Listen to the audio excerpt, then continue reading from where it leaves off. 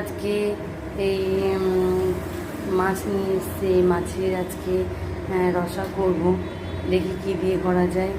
এদিকে আমি চাপিয়েছি, মোচা নিয়ে এসেছিলো, মোচা সিদ্ধতে বসিয়ে দিয়েছে, পরে দেখাবো সিদ্ধ থেকে বার করে। এদিকে ভাত চাপানো হয়ে গিয়েছে, সকালবেলাটা একটু তাড়াহুড়ো থাকে। মাছে এবার আমরা একটু ধুয়ে নেওয়ার পর লবণ হলুদ মাখিয়ে রাখছি। এই যে এবার একটু হলুদ দিচ্ছি, হলুদ দিয়ে মাখিয়ে রেখে দিলাম, ভাজবো, ওটা নামলেই ভাজবো। আজকে মাছে কি কি মশলা দিচ্ছি দেখো, দুটো পেঁয়াজ নিয়েছি, একটু আদা নিয়েছি, একটু রসুন নিয়েছি, লঙ্কা নিয়েছি, দিয়ে এটাকে একটু পেস্ট করব। এবার আমরা মাছগুলোকে একটু ভেজে নেব।